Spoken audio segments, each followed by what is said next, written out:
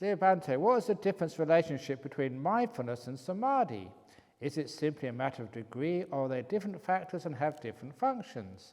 Is Samadhi attending to one perception, jhanas, while mindfulness attends to changing perceptions, insight? Thank you. Okay, now remember, Samadhi means stillness. And mindfulness means awareness. So those two have to come together, to be still and to be aware. Now the thing about mindfulness, there's all sorts of different levels of mindfulness. You know, that you're mindful now, you're aware, but not of much. But as the meditation retreat grows and develops, your mindfulness increases. You can feel more, you can see more, and a strange thing happens. If you think the food is delicious already, it gets even more delicious the more deep in meditation one goes, simply because the mindfulness increases. I like telling the story. My first meditation retreat, which I did, was when I was 19. How long? That's about 41 years ago now. And it was at Cambridge. A group of us students, we hired 3 boarding houses during the vacation for 1 week, or for 9 days, to do a meditation retreat. And I was enjoying my meditation, and I was looking forward to the retreat.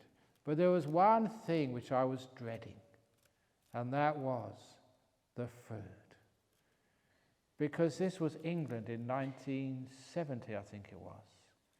And those of you who know the English know that not only do they only shower once a week, but they do more than that these days. But the food was disgusting. I grew up on what was meat and 2 veg. It doesn't matter what meat it was, what vegetables it was, they all tasted the same. Because it was boiled and boiled and boiled and boiled until there was no flavour left. Now that's just an ordinary sort of English food. Now this was a boarding house for poor students. So this would be, of all the cooks and chefs in the whole country, this would be the bottom of the pile, the lowest of the low, the worst of the worst. And of course, some of my friends would be in those boarding houses and they'd complain so much about boarding house food. And I was going to have to face 9 days of this. And I really thought of, bringing some sandwiches along or something. But to my surprise, in that retreat, that food was delicious. I really ate a lot and enjoyed it. At the time, I thought I was just, good karma, good fortune. I managed to get the only boarding house cook in the whole country who could cook something.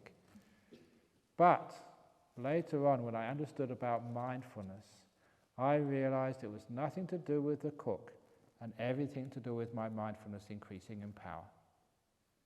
Because I had some very good meditation on that retreat, so my mindfulness got so strong that the last little piece of taste, after all that boiling and steaming, the last little piece of taste left I could pick up. I was that sensitive, I could find it. And that's why it was delicious. And the same way here, when your mindfulness gets really strong, the food here gets incredibly tasty and delicious. Much more so than at home. And the reason is because your mindfulness is increasing in power and strength, you pick up more flavors. Similarly, I said this morning, walking up the hill, you see more of what's out there. And what you see is fuller in color, it's richer in texture. So even the food is like that. It becomes more delicious. So that gives you an example of what this mindfulness really is. It's not just being aware, it's empowering it, making it stronger and stronger, till you can really see deeply into things, until you can take some English 1970s or 60s cooking and think, wow, this is delicious. Then it shows you've got some good mindfulness coming along. So that's mindfulness. But where that power comes from, that comes from the stillness of the mind. And that's the link between them. The more still you are, the more powerful the mindfulness is. Basically, the energy of the mind just flows into the mindfulness, and it's not lost or wasted doing this, doing that, moving about all the time. You're focusing, containing the energy into mindfulness. It gets incredibly strong and powerful. And that's one of the purposes of meditation. Getting that mindfulness very, very, very strong. So it literally just sees deeper into things, sees much more. And that gives rise to the insights. So those two, you do need actually stillness to get strong mindfulness to get insight.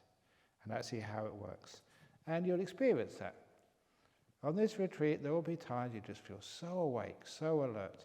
And it happens on these retreats, there's 2 or 3 people, they get so incredibly powerfully mindful, you can't go to sleep at night.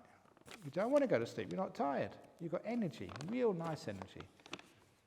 And you're happy as well. And don't worry, don't go crazy. You catch up later on sometime. But you don't need to sleep because your mindfulness is powered. Next question.